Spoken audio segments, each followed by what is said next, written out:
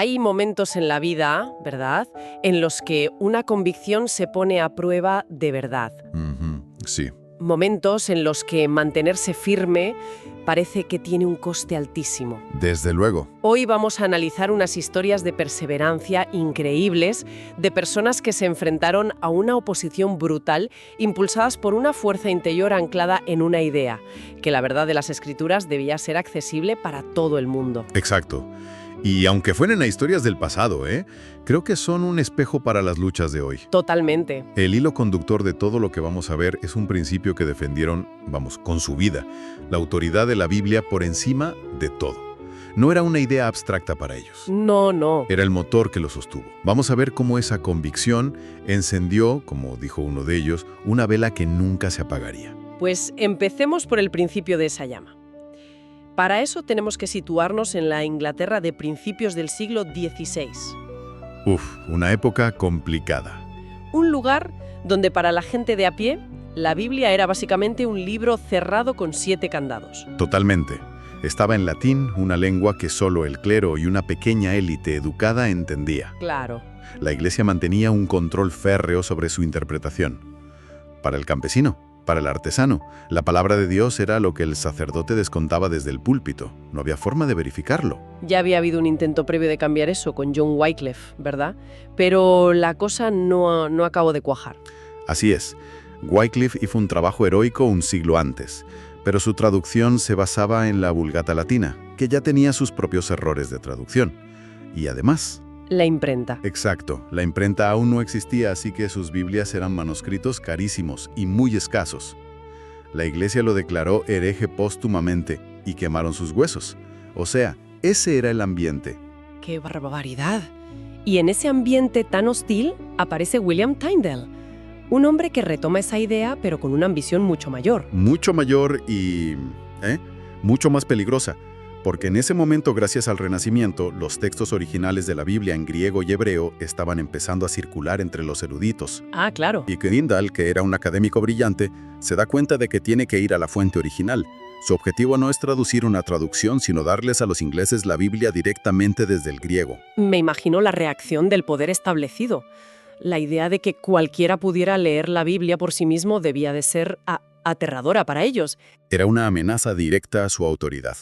El argumento era siempre el mismo. La gente común no puede entender las Escrituras, las malinterpretará, es peligroso. El miedo a perder el control. Y Tyndale les respondía con una fuerza increíble. Hay una cita suya que lo resume todo. Lejos de darnos las Escrituras, son ustedes quienes las han escondido de nosotros. Son ustedes quienes queman a aquellos que las enseñan. ¡Qué contundencia! No se andaba con rodeos. Ninguno. Y esa pasión se ve perfectamente en una anécdota muy famosa. Estaba discutiendo con un erudito católico que, ya frustrado, le suelta: «Estaríamos mejor sin las leyes de Dios que sin las leyes del Papa». ¡Wow! Una frase muy reveladora del pensamiento de la época. Desde luego. Y la respuesta de Tyndale es historia. Le mira y le dice: «Desafío al Papa y a todas sus leyes. Directo. Y si Dios me perdona la vida, en pocos años me aseguraré de que un muchacho que conduce el arado sepa más de la Biblia que usted». Esa imagen es potentísima. El chico del arado no está hablando de otros académicos o de nobles, está hablando de la persona más humilde. Es que eso es una revolución teológica y social en una sola frase. Es la democratización total del conocimiento espiritual. La idea radical de que la verdad divina no es patrimonio de una élite, sino un derecho de cualquier persona, por sencilla que sea. Claro, con esas ideas, Inglaterra se convirtió en un lugar imposible para él. Imposible. Tuvo que huir. Se convirtió en un fugitivo por el resto de su vida. Se instaló en Alemania y allí, por fin, con la ayuda de la imprenta, consiguió imprimir el Nuevo Testamento en inglés. Pero ahora venía el siguiente reto, ¿no? ¿Cómo meterlos en Inglaterra? Se convertiría en contrabando, literalmente. Escondían los ejemplares en fardos de tela, en barriles, en cualquier mercancía que viajara a Londres. Era una operación clandestina de alto riesgo. Y las autoridades, claro, al acecho. Confiscando y quemando públicamente cualquier ejemplar que encontraban. Y aquí es donde la historia da un giro que parece de ficción. A ver. El obispo de Durham, uno de sus mayores perseguidores, decide que quiere hacer una quema masiva para dar ejemplo. ¿Un golpe de efecto? Sí, y se le ocurre una idea. comprar todo el stock disponible de Biblias a un contrabandista para asegurarse de que la quema sea espectacular. No puede ser. Pues sí. Contacta a un intermediario, un mercader amigo de Tyndale, y le ofrece comprarle todos los libros que tenga. O sea que el obispo, en su intento por destruir las Biblias, terminó pagando por la siguiente edición. Exactamente. Es una de esas ironías históricas increíbles. El mercader va a ver a Tyndale y le dice: «Tengo una gran noticia. El obispo de Durham quiere comprar todos tus libros». Me imagino la cara de Tyndale. Se da cuenta de la jugada al instante. El dinero de esa venta masiva no solo le permitió saldar sus deudas, sino que financió una edición nueva, corregida y de mucha mejor calidad. Increíble. El mayor enemigo de Tyndale se convirtió sin querer en su principal mecenas. No me digas. Y se supo. Se supo. Años después, cuando Tyndale fue finalmente traicionado y arrestado, le interrogaron sobre quiénes eran sus benefactores. Y él, con esa ironía fina, contestó que su mayor financiador había sido el mismísimo obispo de Durham. Es una historia alucinante. Y esa llama que encendió Tyndale no se quedó solo en Inglaterra, ¿verdad? Esa misma idea de desafiar a la autoridad por una convicción superior cruzó la frontera y prendió con fuerza en Escocia. Y prendió con la fuerza de un huracán. La figura clave allí es John Knox. Escocia vivía bajo la influencia de Francia y de la Iglesia Católica, y los primeros reformadores, como un predicador llamado George Wishart, Acababan en la hoguera. directamente. Knox era discípulo de Wishart, y ver morir a su mentor le marcó para siempre. Pero él al principio no quería ser predicador. He leído que sentía un miedo enorme. Un pavor absoluto. Las fuentes dicen que cuando le pidieron que tomara el relevo, se echó a llorar y se encerró en su habitación durante días. Sentía el peso, el peligro, pero una vez que aceptó, esa duda se transformó en una valentía de acero. Y esa valentía le llevó a enfrentarse literalmente a la persona más poderosa del país, la reina de Escocia, María Estuarto. Sí, fue un choque de trenes. María, católica, criada en Francia, regresa a una Escocia que hierve con las nuevas ideas. Y llama a Knox a palacio varias veces para intentar doblegarlo. Y le acusa, entiendo, de sedición. Básicamente. Le acusa de enseñar a sus súbditos una religión que el Estado ha prohibido. Es el dilema clásico, la ley de Dios contra la ley del César. ¿Dónde está la lealtad última? Un punto clave. Exacto. Y la respuesta de Knox es una clase magistral sobre la jerarquía de la autoridad. No se inmuta y le dice: «Señora, si todos los descendientes de Abraham hubieran seguido la religión del faraón, de quien fueron súbditos, le pregunto, ¿qué religión habría hoy en el mundo?». Es un argumento demoledor.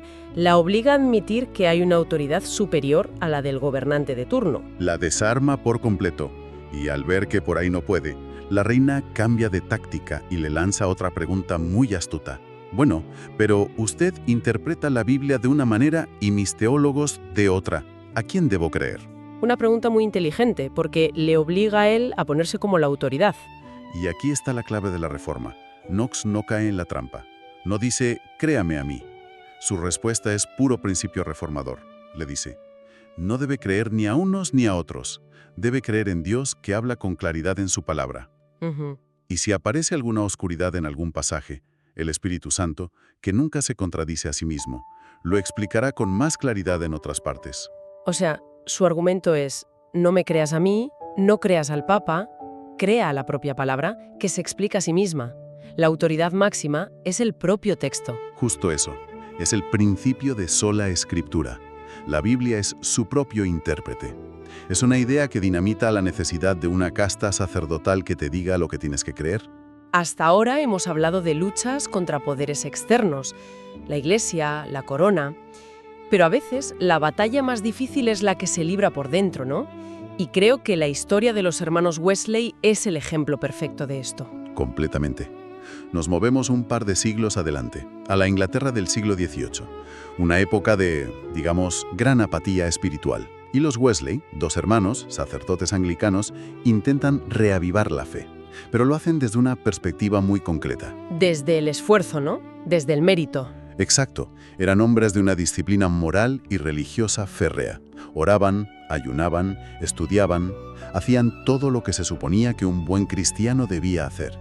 Creían que a través de ese esfuerzo podían ganar el favor de Dios y la salvación. Es como una ansiedad espiritual constante, la sensación de estar corriendo en una cinta sin llegar nunca a la meta. Esa es la descripción perfecta.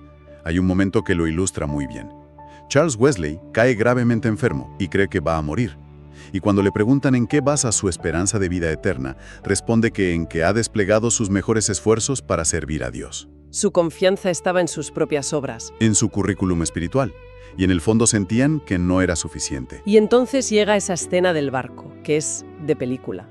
John Wesley viaja a América como misionero. Sí, y en medio del Atlántico les pilla una tormenta terrorífica.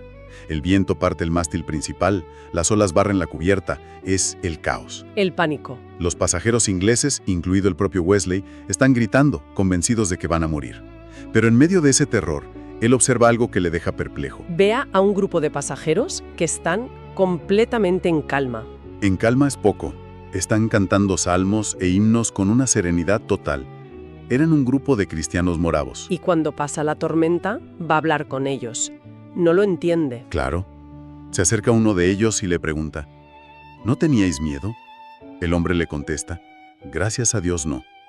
Wesley insiste, ¿pero vuestras mujeres y vuestros hijos no tenían miedo? ¿Y la respuesta? La respuesta es la que le cambia la perspectiva para siempre.